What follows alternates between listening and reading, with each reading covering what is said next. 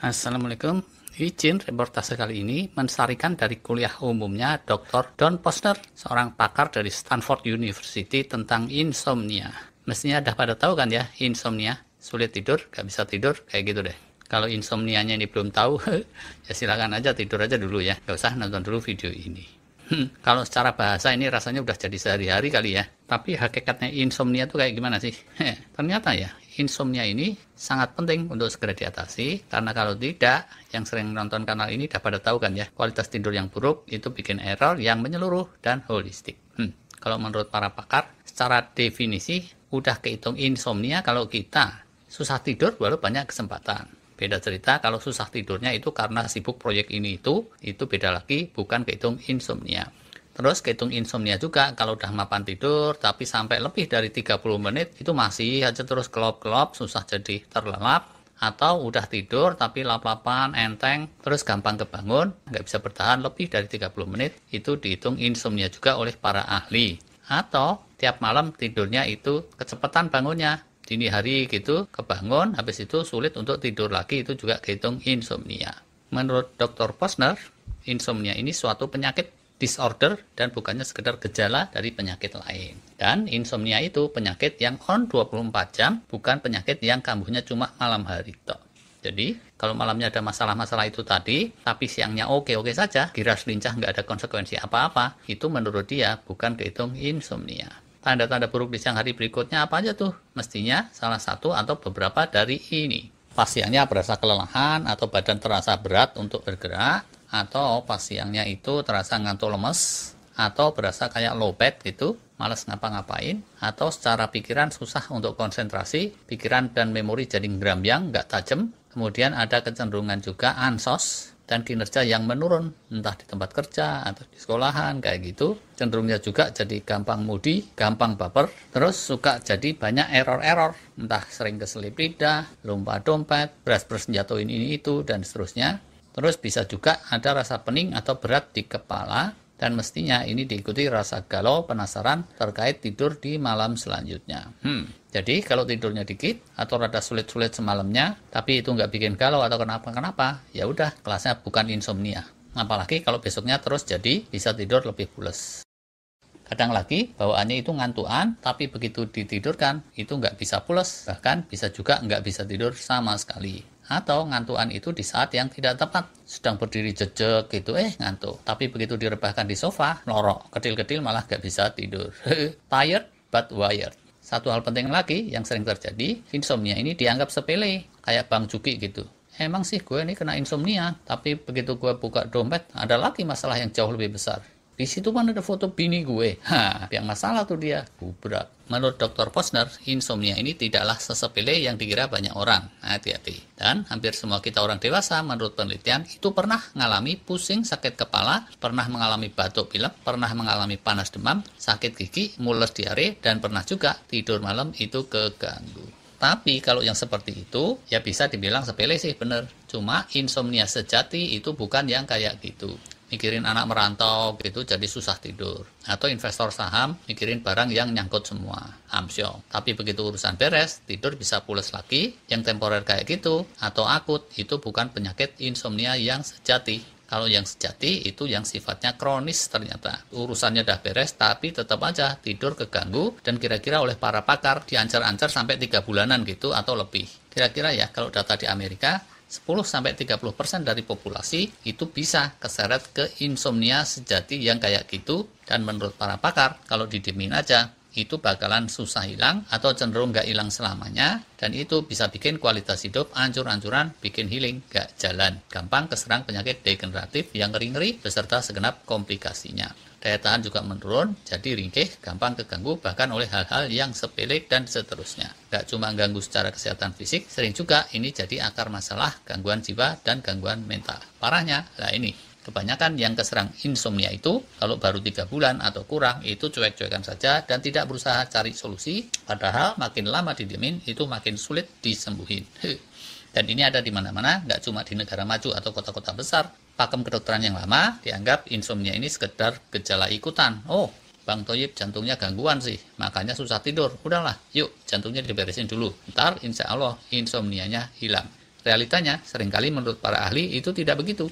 Bahkan bisa aja sering terjadi justru gangguan jantungnya itulah yang ikutan biang kerok asalnya si insomnia tadi.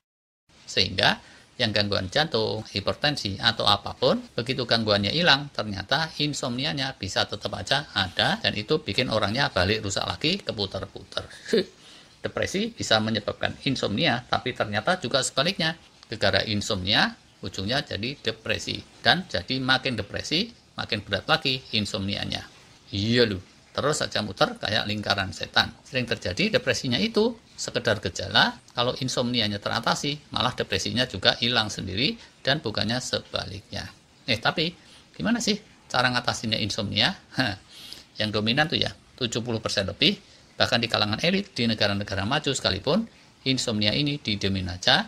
Bahkan banyak yang berpendapat insomnia itu konsekuensi dari faktor U, padahal nggak benar juga. Terus sekitar 25%-nya itu orang coba-coba ngatasi sendiri pakai cara-cara yang ngawur. Ada yang pakai minuman tertentu lah, ada yang pakai obat warung atau drug yang nggak jelas. Ada juga yang terus maranin dokter, tapi dikit banget sih. Dan kebanyakan dokter juga itu bukan ahlinya ngatasin penyakit insomnia ini secara tersistem. Atau bahkan jeruk makan jeruk gitu deh. Oh, Bang Toyib kena insomnia. Sama Bang, saya aja sebagai dokter juga bingung nih. Udah setahun lebih kena insomnia juga. Kalau abang ketemu cara-cara ngatasinnya, tolong saya dikasih tahu ya bang. Gubrak. Yang sesisanya, jauh-jauh kurang dari 5% baru deh berusaha ngatasin secara sistemik dan benar sampai sembuh benar. Parah nggak sih? Kayak pandemi juga nih sebetulnya. Insomnia kronis itu menyerang 10% dari populasi dunia, tapi kebanyakannya didiemin aja atau diawur ke sana kemari, dan seiring waktu, jangan-jangan ini jumlahnya makin bertambah dan bertambah. Please, kalau kalian tidak termasuk yang kena penyakit ini, jangan dikira aman. Kalau kalian naik motor gitu di jalan, atau naik sepeda, nyopir mobil, atau handai tolan yang di jalan, ketahuilah 10%, jangan-jangan lebih, di antara yang wirawiri di jalanan itu, ada pengendara-pengendara ceroboh yang setiap saat bisa datengin bahaya maut karena mereka keserang insomnia. Ngerinya ini jadi untuk kita semua, bukan cuma buat si penderita. Dan ngobatinya secara sistematis ternyata apa coba? Susah. Dr. Posner bilang yang dijagokan para spesialis seperti dia itu terdiri dari 3 kelompok terapi. Pertama dengan obat-obatan atau dibilang farmakoterapi. Kemudian yang kedua dengan herbal alternatif, dengan suplemen dan lain sebagainya. Yang ketiga itu dengan cognitive behavioral therapy for insomnia yang dia bilang CBTI. Kalau kalian ada yang dengar, ada spesialis yang prakteknya fokus mengatasi insomnia, mohon bantuan deh untuk di-share di kolom komen buat kita semua. Saya melihat ya beberapa video dari pakar yang menjelaskan metode-metodenya yang CBTI itu tadi malah jadi ngeluh sendiri, karena itu ranahnya nakes profesional. Di Amerika sudah di-endorse oleh NIH atau National Institute of Health. Dan selain itu, NIH juga mengendorse obat-obatan tidur jenis baru, benzodiazepine receptor agonist, yang mestinya nggak usah diingat-ingat lah ya, kalau kalian bukan ahlinya. Cuma di luar yang itu, ada obat-obatan yang lumayan lazim, diresepkan oleh dokter di mana-mana, tapi zaman kekinian katanya sudah tidak direkomendasikan lagi oleh NIH karena sejumlah alasan. Ada yang karena efek sampingnya itu jelek beeng, atau ada juga yang diketahui tidak manjur blas, atau ada juga yang sekedar pengujian klinisnya yang secara komprehensif itu tidak ada, sehingga kurang data untuk merekomendasikannya sebagai obat insomnia. Antara lain yang masuk kelompok itu dari golongan antihistamin obat alergi, antidepresi, dan antipsikotik. Di Amerika, yang paling sering diresepkan untuk insomnia itu antidepresan, tapi ya itu tadi, aslinya dia obat depresi dan minim banget penelitiannya dalam mengatasi insomnia. Cuma di jalanan, dalam obrolan dokter di warung kopi, diketahui seringnya itu manjur. Walau begitu, mengingat efek sampingnya, yang kena insomnia jangan nekat terus satset beli obat antidepresi sendiri, sebaiknya konsul dulu, yaitu sama dokter, bukan sama Pak Camat. Kalau menurut Dr. Posner, yang CBTI tadi itulah yang lebih manjur, dan bahkan dia tetap lebih manjur untuk yang insomnianya dibarengi komorbid semacam kanker atau pain atau yang lain. Saya nggak tahu kalau di Indonesia ada apa enggak. Saya sendiri alhamdulillah nggak ada masalah dengan tidur. Kalau yang herbal suplemen itu sama Dr. Posner tidak terlalu diulas, tapi intinya metode-metode untuk rejuvenation, healing yang sifatnya holistik seperti yang kita sering bahas itu banyak yang bisa dipakai untuk menormalisasi kualitas tidur, dan dengan sendirinya jadinya juga bisa mengatasi insomnia. Dan bahkan yang CBTI itu tadi jangan-jangan bisa masuk kelompok rejuvenation juga, wallahu alam. Itu deh sharingnya kali ini. Kesimpulannya, kalau kalian punya problem insomnia, semoga enggak, itu jangan didiemin aja. Di luar sana itu ada obatnya, ada ahlinya, ada metode-metodenya, walaupun tentu saja untuk beberapa kasus itu tidaklah semudah membalik tangan. Terima kasih.